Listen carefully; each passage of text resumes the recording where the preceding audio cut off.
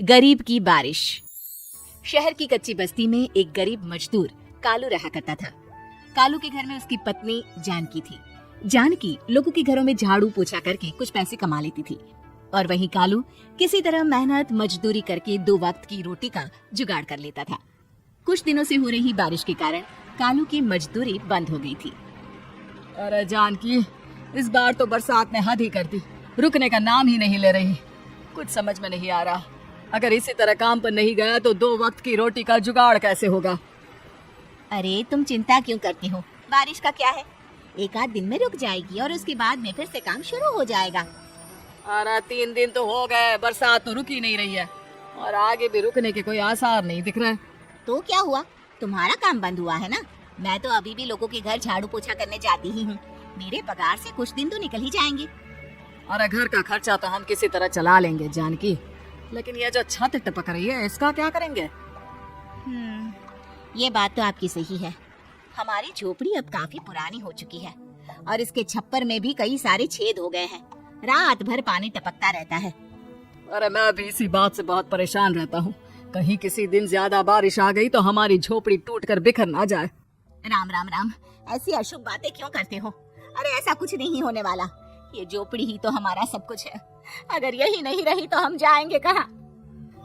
ठीक है जानकी, जब तुम्हारी पगार मिल जाएगी तो कुछ पैसे बचाकर झोपड़ी के छप्पर की मरम्मत करवा लेंगे, शायद हमारी परेशानी कुछ कम हो जाए। ठीक है जी, अब ना ज्यादा परेशान मत हो। ये लो खाना खा लो और सो जाओ, सुबह मुझे भी जल्दी काम पर जाना है। जानकी और कालू अपनी झोपड़ी में सो गए। रात को अचानक से बहुत तेज बारिश शुरू हो गई। धीरे धीरे बारिश का पानी कालू की बस्ती में भरने लगा। पानी भरते भरते झोपड़ी के बाहर तक पहुंच गया था। सुबह के वक्त जब कालू और जानकी सोकर उठे, हे भगवान, ये क्या हो गया। बारिश का पानी तो हमारे घरों तक पहुंच चुका है। अब मैं काम पर कैसे जाऊंगी। रहने दो जानकी, तुम आज काम पर मत जाओ। ऐसे पानी से निकल कर जाओगी और बीमार पड़ गई तो लेने के देने पड़ जाएंगे। लेकिन अगर नहीं गई तो मालकिन लोग नाराज हो जाएंगे। आप जानते हैं ना, बड़ी मुश्किल से 1 दिन की छुट्टी भी नहीं देती हैं। अरे लेकिन जान की झोपड़ी के बाहर तो पूरी बस्ती में पानी भरा है, तुम जाओगी कैसे। जानकी जैसे तैसे करके काम पर चली जाती है, लेकिन अगले दिन फिर से बहुत ज्यादा बारिश होती है और बस्ती में ज्यादा पानी भर जाता है। आज तो मैं तुम्हें किसी भी तरह काम पर नहीं जाने दूंगा। अरे अगर तुम्हें कुछ हो गया तो क्या होगा। ठीक है, तुम ठीक ही कहते हो, आज नहीं जाती। अगर मालकिन नाराज हो गई तो मना लूंगी किसी तरह। अरे मनाने वाली क्या बात है, जब तुम बताओगी कि हमारी झोपड़ी में पानी भर गया है तो वो खुद ही समझ जाएंगे ना। अगले 2 दिन तक तेज बारिश होने की वजह से जानकी, कालू और आसपास की बस्ती में रहने वाले सभी लोगों के घरों में पानी भर जाता है, जिसकी वजह से जानकी काम पर नहीं जा पाती। और 3 दिन के बाद जैसे ही जानकी काम पर पहुंचती है, कहाँ थी तुम? पिछले 3 दिनों से काम पर क्यों नहीं आई?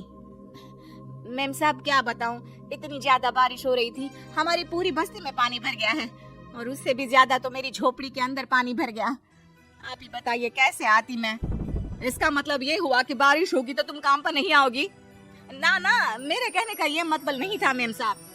तुम जानती भी हो 3 दिन से कितनी परेशानी हो रही है मुझे, सारा काम मुझे खुद करना पड़ा।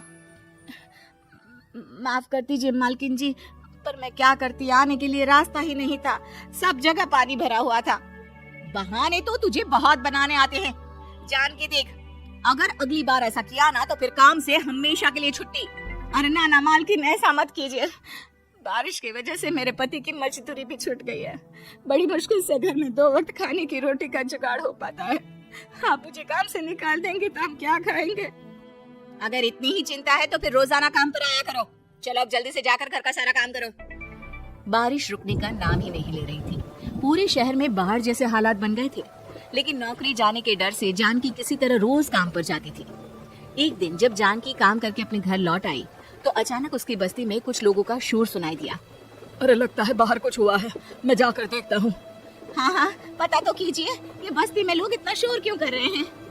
बाहर जाकर कालू ने एक आदमी से पूछा, अरे क्या हुआ भाई, इतना शोर क्यों मचा रहा है। अरे क्या बताए भैया, अपने बस्ती के बाहर एक पुल टूट गया है और वहाँ पर एक कार फंसी है। थोड़ी देर में अगर किसी ने नहीं बचाया ना तो वो कार पानी में बह जाएगी।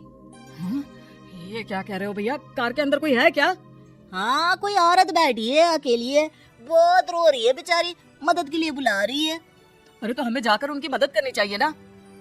अरे लेकिन इसमें बहुत खतरा है, हमें अपने आप को बचाना चाहिए। पानी कभी भी हमारी बस्ती की तरफ आ सकता है। अरे तुम्हें नहीं चलना तो मत चलो, लेकिन मैं तो जाकर उस औरत की मदद जरूर करूंगा। कालू उस जगह पर पहुंचता है जहां वो औरत कार में फंसी हुई थी। वहां पर पानी का बहाव बहुत तेज था और सारा पानी कालू की बस्ती की तरफ ही आ रहा था। कालू ने एक बड़ी सी रस्सी को पेड़ से बांध दिया और दूसरे सिरे को कार की तरफ फेंक दिया और उस औरत को रस्सी के सहारे बाहर आने के लिए कहा। तभी वहां जानकी भी दौड़ती हुई आई। और ये तो मेरी मालकिन है जिनके यहाँ मैं काम करने जाती हूँ। और मैडम जी आप डरिएगा मत, आपको कुछ नहीं होगा। आपकी गाड़ी को भी मैंने रस्सी से बांध दिया है। थोड़ी देर में पानी का बहाव कम हो जाएगा, फिर हम आपकी कार को भी बाहर निकाल लेंगे।